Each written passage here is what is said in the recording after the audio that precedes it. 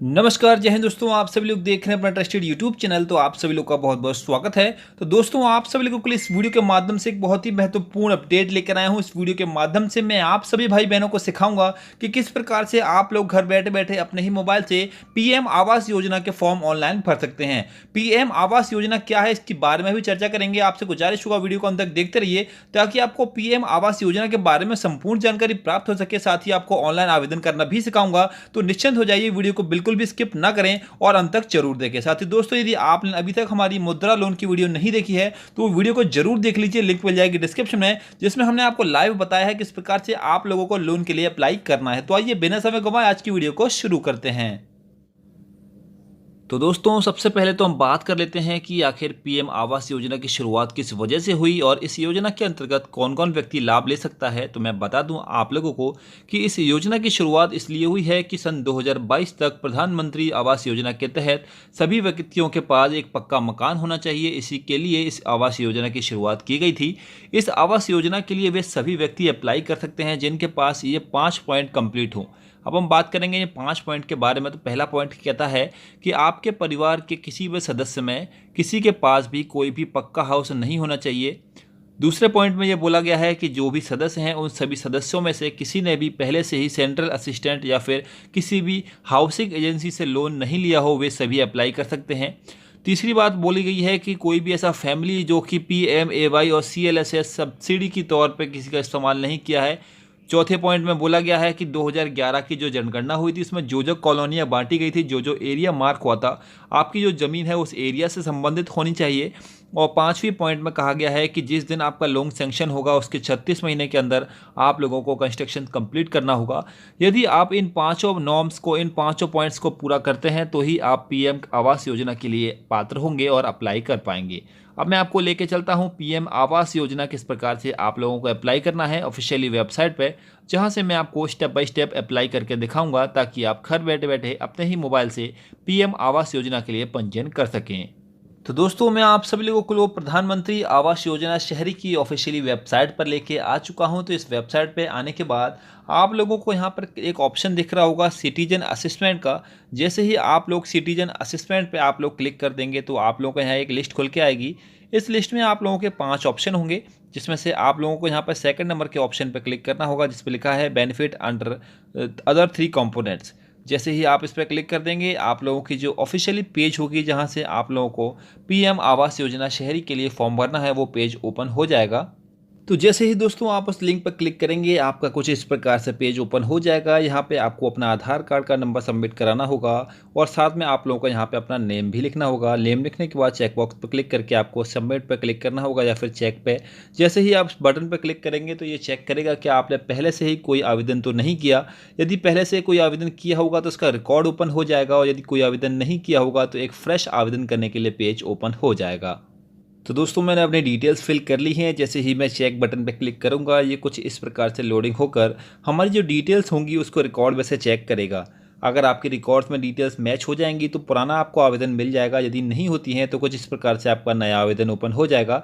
इस नए आवेदन में आप लोगों को कुछ जानकारी जानना आवश्यक है। जैसे कि यहाँ पे नोट लगा के एक बात कही गई है, for income group greater than 50,000 per month can not apply for this form.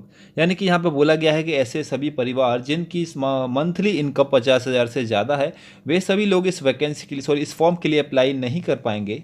For income group greater than 50,000 per month can not apply online. यहाँ पे साफ साफ बोल दिया गया है यदि आप लोगों की मंथली इनकम 50,000 रुपये से ज़्यादा है तो आप प्रधानमंत्री आवास योजना के लिए पंजीयन नहीं कर सकते। अब आइए मैं आपको लेके चलता हूँ ऑनलाइन किस प्रकार से आपको आवेदन करना है। सबसे पहले तो आप लोग जैसे ही इस पेज पर पहुँचेंगे यहाँ पर सबसे पहले आपको अपने स्टेट का नाम भरना होगा। मैंने ऑटोमेटिकली पूरा फॉर्म फिल कर दिया है, मैं आपको समझा देता हूँ।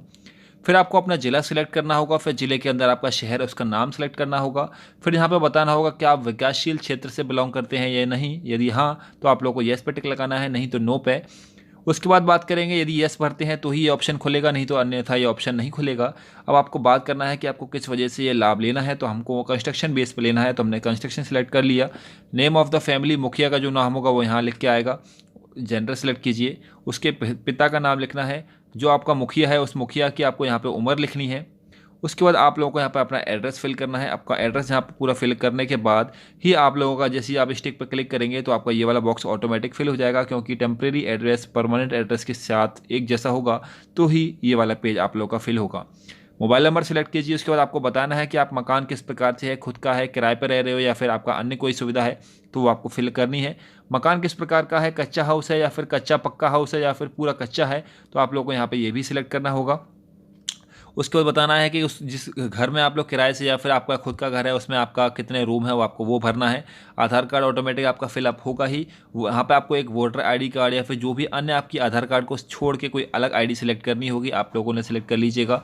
यहाँ पे फिलहाल मैंने भरा है अनमैरिड के हिसाब से फॉर्म, तो आप लोग यदि इसको मैरिड करोगे तो आप लोगों के ये वाले ऑप्शन भी आपको भरने होंगे। यहाँ पे आपको करना कुछ नहीं है कि यहाँ पे आपको जितने भी सदस्य हैं उनके नाम फिलअप करने होंगे। एक बात का यहाँ पे विशेष तौर पर ध्यान रखें, जिस व्यक्ति के नाम से फॉर्म भरा जा रहा है उसका यहाँ पे नाम नहीं आएगा, उसके सिवा अन्य जितने भी व्यक्ति होंगे उनका नाम आएगा। मान लीजिए परिवार में 4 सदस्य हैं तो एक के नाम से तो ये फॉर्म हो गया और बाकी का 3 का नाम आप लोगों को यहाँ पे फिल करना है। फिल करने के लिए आपको नाम लिखना होगा, उससे संबंध बताना होगा, उसका जेंडर चेंज कर लिखना होगा, आयु लिखनी होगी, आधार कार्ड नंबर लिखना होगा और जैसे ही आप ऐड पर क्लिक करेंगे एक लाइन और ओपन हो जाएगी। इसी प्रकार से एक लाइन और ओपन हो जाएगी, 3 लोगों का डाटा ही इधर आप लोगों का सेव हो जाएगा। अब आप लोगों आपको अपना धर्म सेलेक्ट करना है। धर्म सेलेक्ट करने के बाद आपको अपनी कास्ट सेलेक्ट करनी है। उसके बाद आपका खाता कहाँ पर है आपको वो सेलेक्ट करना है, खाता नंबर डालना है। फिर आपको यहाँ बताना है कि आप लोगों के जो भी जिस जगह रह रहे हो वो कितने समय में हो गया है। अगर आपका 2 साल, 3 साल, 4 साल, 5 साल जो भी है उसको आप फिलअप कर दीजिए। देखने के बाद यहाँ पे आपको वो जगह बतानी है जहाँ पे अभी आप रह रहे हो वो कितने स्क्वायर फीट में है, उसको आपको जगह यहाँ पे मेजर करके यहाँ पे लिखनी होगी। फिर बताना है कि आप विकलांग तो नहीं है, विकलांग है तो इस पर ऑप्शन पे यस, नहीं तो नो। उसके बाद बात करेंगे क्या आपके परिवार के किसी सदस्य के लिए भारत में किसी भी जगह पर कोई ज़मीन है, अगर हाँ तो यस, ना तो नो। उसके बाद बात करेंगे आपकी वर्तमान में आप लोगों की रोजगार की स्थिति क्या है, आप लेबर हैं, फार्मर हैं, आपके एम्प्लॉयड हैं, सेल्फ एम्प्लॉयड हैं, जो भी आपके ऑप्शन होंगे वो इस लिस्ट के अनुसार आप लोग सिलेक्ट कर सकते हैं। अगर आपको ऑप्शन नहीं मिलता तो आप अदर पे भी सिलेक्ट कर सकते हैं। फिर आपको बताना होगा कि आप लोगों का जो ऑक्यूपेशन है, उपजीविका है, वो क्या है। तो आप लोग ज़्यादातर लोग जो भी होंगे वो अपने सिलेक्ट कर लीजिए। इसमें काफ़ी सारे ऑप्शन दिए हुए हैं। वहीं पे एवरेज मंथली यानी कि महीने की आपको इनकम बतानी है कितनी होगी। तो फिलहाल मैंने 10,000 रुपये भर दिया है आपको वीडियो समझाने के लिए, क्योंकि अगर कोई पॉइंट छोड़ूंगा तो ये सबमिट नहीं होगा। बात करेंगे किस लिए हमें ये जो रिक्वायरमेंट है, किस वजह से हम इस स्कीम का फ़ायदा लेना चाहते हैं। तो हमें नया घर चाहिए, इस वजह से हम इसका फ़ायदा लेना चाहते हैं। लगभग मैंने अपना ये पूरा फॉर्म कंप्लीट कर लिया है। अब मेरा अगला स्टेप होगा यहाँ पे जो कैप्चा कोड है इसको फिल करके इस फॉर्म को सेव कर दूँ। तो मैं एक बार फॉर्म को सेव करके आपको दिखा देता हूँ। तो जैसे ही मैं सेव बटन पे क्लिक करूँगा मेरा जो फॉर्म होगा वो ऑफिशियली जो पोर्टल है उसके डाटाबेस में सेव हो जाएगा। जैसे कि आप लोग यहाँ पे देख पा रहे होंगे, मेरे को एक लेटर में एक नोटिस मिला है। यहाँ पे बोला गया है thank you for submitting your assessment under Pradhan Mantri Awas Yojana, your beneficiary record has been shared successfully for the assessment ID. ये वाली मुझे आईडी मिली है और आप लोगों का जो फॉर्म होगा वो म्यूनसिपैलिटी के लिए भेजा जाएगा रिव्यू के लिए। इसके बाद यदि आपको कोई जानकारी चाहिए तो म्यूनसिपैलिटी में जाके आप लोग आवेदन कर सकते हैं, वहाँ पर जाके संपर्क कर सकते हैं।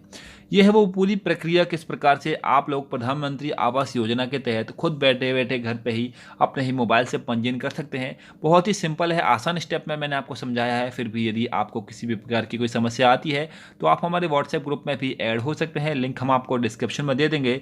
और यदि आप लोगों के कोई डाउट होते हैं, कोई भी परेशानी होती है, किसी भी प्रकार की समस्या होती है, बेझिझक आप हमें कमेंट कीजिए और हम आपके समस्या का समाधान जरूर करेंगे। दोस्तों उम्मीद करते हैं कि प्रधानमंत्री आवास योजना से संबंधित आपके सभी डाउट्स क्लियर हो गए होंगे। उम्मीद करते हैं आपको वीडियो पसंद आई होगी। तो प्लीज़ वीडियो को लाइक जरूर करें। 500 लाइक का एम रखा है। साथ ही चैनल को सब्सक्राइब नहीं किया है तो तुरंत चैनल को सब्सक्राइब कर लीजिए, क्योंकि इसी प्रकार की पल पल के अपडेट्स और साथ ही सभी सरकारी योजनाओं के लाभ के लिए वीडियो हम आपके लिए रेगुलर लेके आते रहते हैं।